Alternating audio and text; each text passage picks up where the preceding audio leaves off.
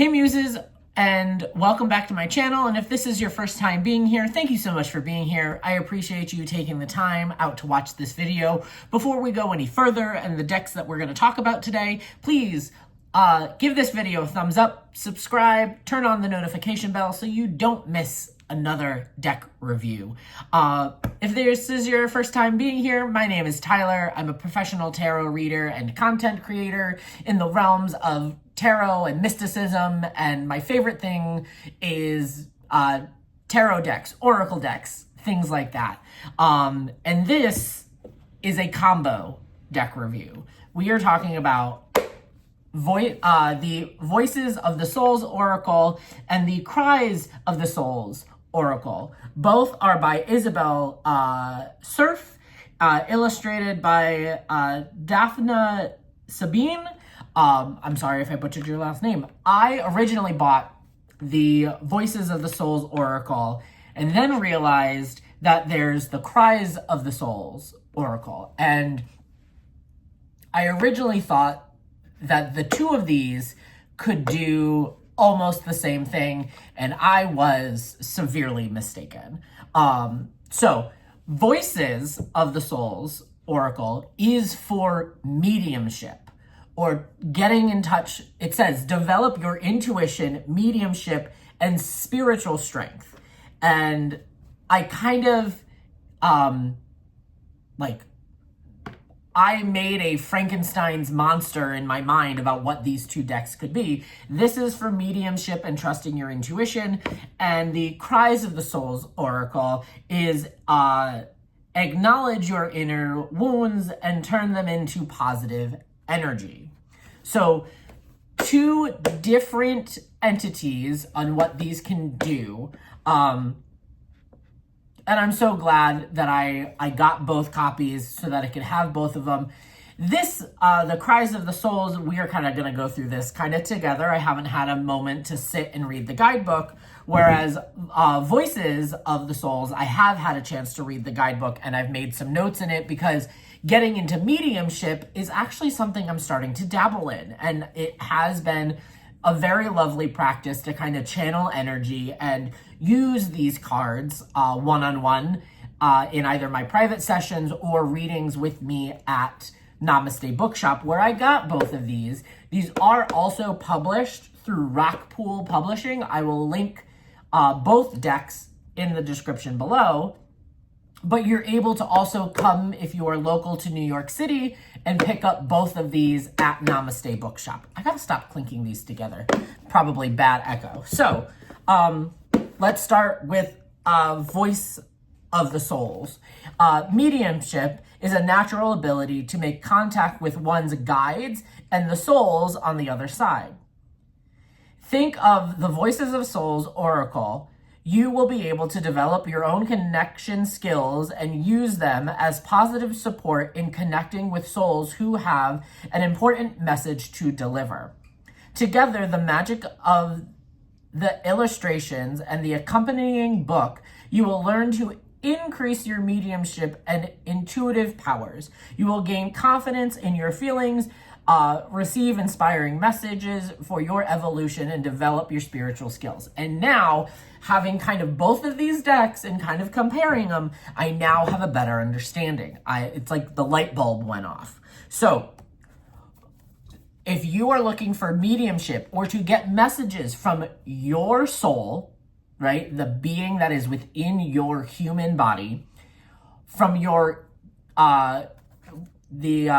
your spirit guides, right? So not necessarily loved ones who are on the other side, but the spirit guides who are helping you walk along your path, or connecting to an entity or a being, loved one, God almost on the other side. That is what you're going to use the Voice of the Souls Oracle for. I have gone through, and it's beautiful. It comes with a way to kind of connect yourself, how to use the cards, a lovely, not only are they labeled, but they are also numbered in the guidebook. So you can find them out. Lovely, beautiful way to connect with things. So Owning your oracle. This oracle is a tool to help you develop your capabilities. Ultimately, I hope you create your own reading method to which the cards embody your feelings. Along the way, you will gradually free yourself from the booklet and connect to your own physical ability. This oracle aims to help you encounter 3 different souls. Your own soul. Sometimes we are busy responding to others in our daily lives. We no longer pay attention to ourselves. This may feel disconnected and find ourselves doing or experiencing things that no longer hold meaning for us. We're no longer in tune with our souls. With this oracle, you are reconnected with your own self. Spirit guides. Your spirit guides are here to help, support, and protect you. They are not your servants and won't bring you everything you want. Sometimes your wants may be different than what your soul needs. You may feel like you don't see or understand the signs they are sending your way. This oracle will help you connect to your spirit guides. 3, other souls. Your psychic abilities help you connect to souls on the other side, also called entities. These souls may be directly connected to you, perhaps through ties in the life or a form of a previous existence. They may be connected to a place, object, or another person. They may also be complete strangers to you. These entities may need to communicate a message, or you may wish to request or pass on information to them. This oracle will support your connection to these souls. Then it talks about different spreads and how to use the cards. Soul connection cards. There are, I believe, 10 soul connection cards, which are just things like a message of warning, of love, of peace, guidance, karma, freedom, a free message. I feel like that's a bingo card spot. Forgiveness, a spiritual message, and a message to pass on, right? You can kind of either mix these together in the deck or keep them separate and maybe use these cards as a clarifier to what the message is that's being passed on to the querent or your client or yourself who you're talking to. Kind of be able to give it that focus, if you will. The cards are beautiful, right? This is the back. I was going to say upright in inversions, but oracles really don't do inversions. They are gilded, beautifully illustrated. So this is what I mean by the message card. They are black and gold, while the rest of the cards are white with black and gold detailing.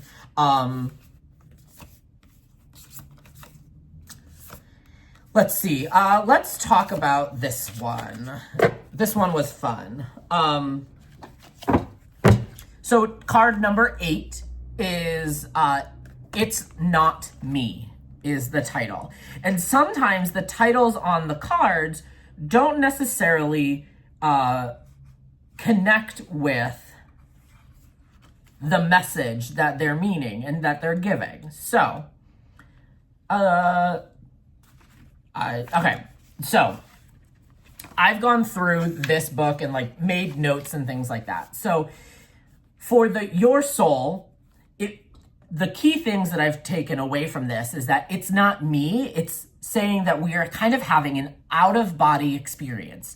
Your soul feels as if it is a spectator in the world that's going around you right now. You're not yourself, and that is kind of the biggest takeaway from it. And then it says, how to kind of reconnect. Take a break, time to meditate to understand the source of this disconnection. What happened? What's the source? Discovering that will help you understand many things. This will help you come back to yourself again. There is no single way to come home to ourselves. It is up to you to come back to me or your soul. Taking a break is the starting point before we can continue once more. love that. I love that it's like, it's not me. It's also like gives a mirror, like you aren't seeing clearly who you are in yourself. Spirit guides. The takeaway message that I got is stop procrastinating. Stop putting things off. The thing I underlined, it says, the time for waiting is over. So it says, everything is happening and unfolding here and now. The time for waiting is over. We are sending you signs so you don't push things back to later. Don't tell yourself your happiness will be there tomorrow. Don't tell yourself you'll act in the next few days. Don't tell yourself your well-being depends on outer circumstances. When you ask us for counsel, you push things back to later. We have already sent many signs, but now it's up to you to act. So take a deep breath and move forward. Take a deep breath and take the first step. Take a deep breath and act. You are in a strong energy, have confidence in yourself, and show determination. You can do it, right? So it's like, okay, so if I'm pulling it, trying to connect to the other kind of the entity or the spirit guides, it's not me. It's saying like, whatever messages you're getting, it's not from us. We've already sent you the signs. You're picking up on other things that are around you and probably picking up on the messages that we've already sent. But I'm not trying to communicate with you right now because I need you to act. I need you to do the things that we've already said that we have gone into. And the entity. The biggest thing that I wrote here is that the other person who, like, if you're trying to connect with a loved one, right? A game of telephone. Missed interpretations, signs aren't from them. Again, still that kind of, it's not us. Everything happens for a good reason. Everything is right. It's kind of this moment of being like, yeah, you're picking up on something, but it's not who you think you're communicating with. Take some time to reflect and kind of really hone in on who is actually talking to you. I think this is a beautiful deck. I love to dive deeper into it. And I'm gonna show these cards right now.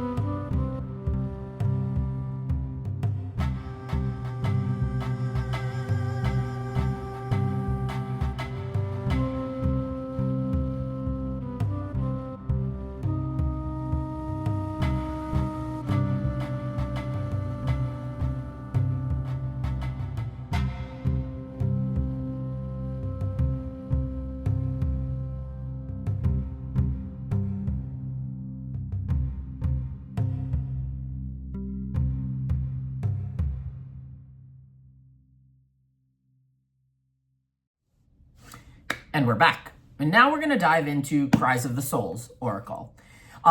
This deck is to acknowledge your inner wounds and turn them into positive energy. This is the thing I was kind of looking forward to maybe fold into my nighttime practice or to start a nighttime practice. We shall see. But it says, we all carry soul wounds and the blocks our unconsciousness creates to protect us.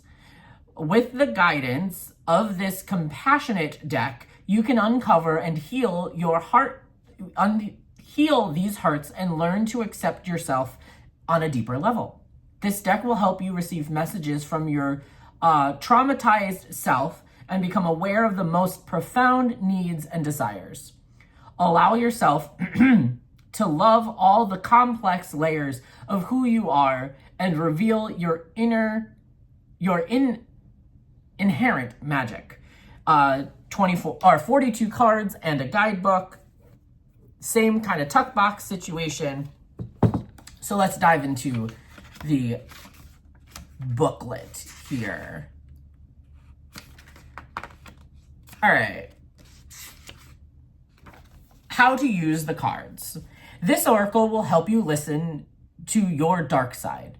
Use perspective when reading the message. Don't take anything as wanton criticism.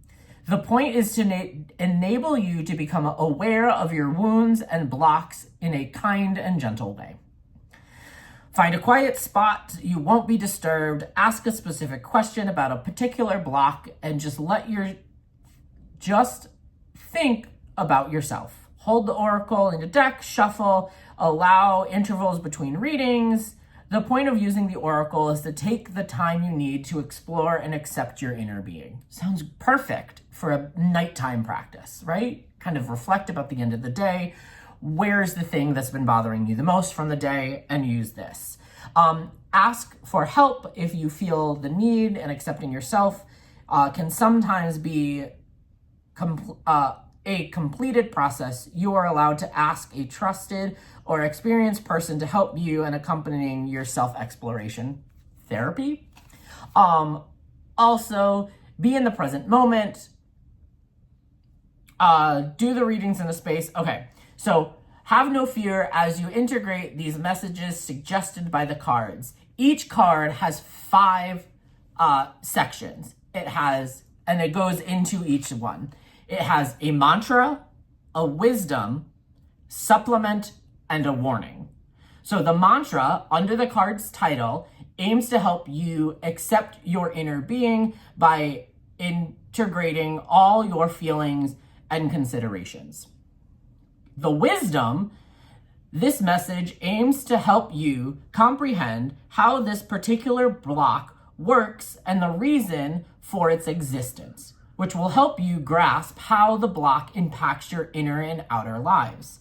The role it plays within you and the damage it can cause. Supplement. This message will help you understand the wounds and the blocks. Your wounds and blocks can also bring positive energy, which is why it may sometimes be difficult to alter them. A block's role is to protect you. It manifests when you feel unsafe internally or externally. A warning. The third message aims to help you become aware that it is possible to, the third message aims to help you become aware that it is impossible to escape or completely release your wounds and blocks. However, you can create new relationships with them as a warning, which will help you embrace the shadow side with greater kindness and gentleness, and will in turn help you better accept yourself. Moving forward, the fourth message will provide food for thought and in the form of a practical exercise to help you create new relationships with your wounds and blocks so you may reclaim your power. Love it. So there's a lot that can be done with this deck. That is my takeaway from this. All right, so we just have, 42 different kind of context words. This is the back of the cards. They are same size as the Voice of the Souls Oracle, right? Same exact size. But instead of being black and gold, they are black and red. They are black-edged cards, unlike the sister deck, which is gold, playing more to that shadow side. And card 1 is abandonment. And the mantra that it says, everything I give other people, I give myself first, to kind of help you work through that. So let's read abandonment. The wisdom, I have been with you for a long time, grounding myself inside you and causing you great pain. When I am too present, you fade away completely and sponge up all the needs of other people. When I am too painful, you exist only through the way other people see you.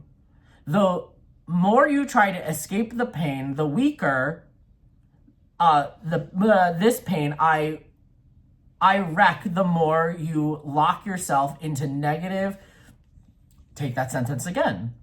The more you try to escape this pain, I wreck, the more you lock yourself into negative and dependent patterns.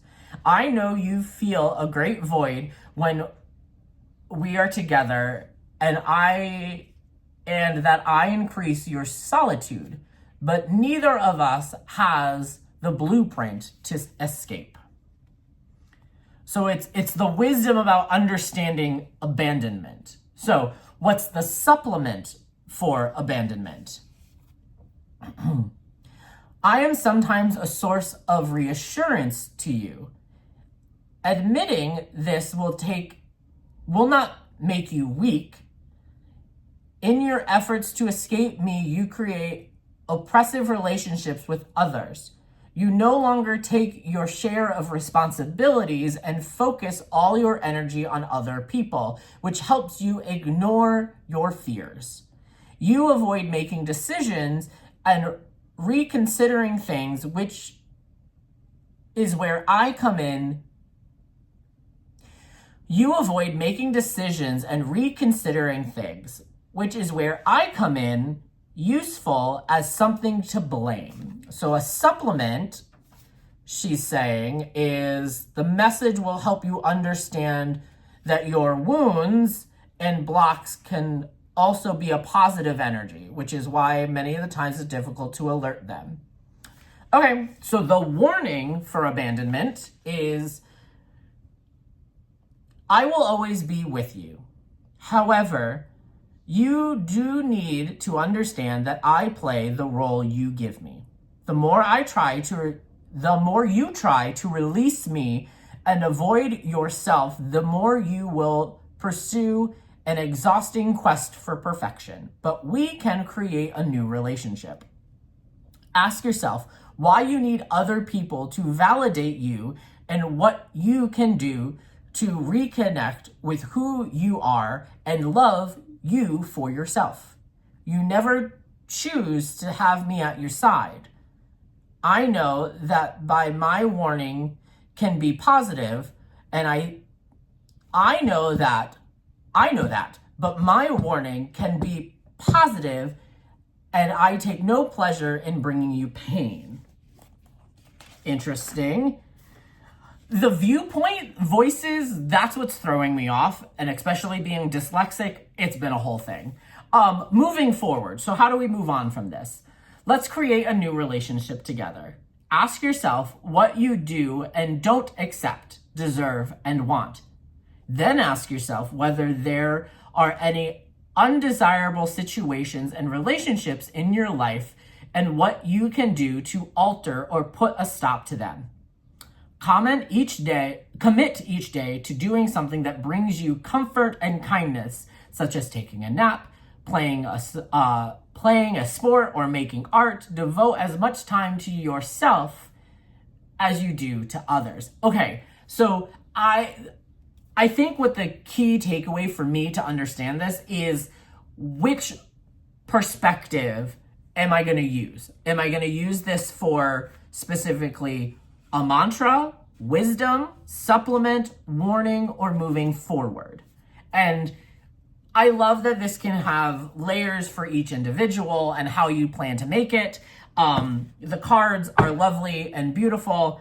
A closer inspection of now the Cries of the Souls Oracle is coming up right now. Thank you for being here, friends, and have a wonderful day.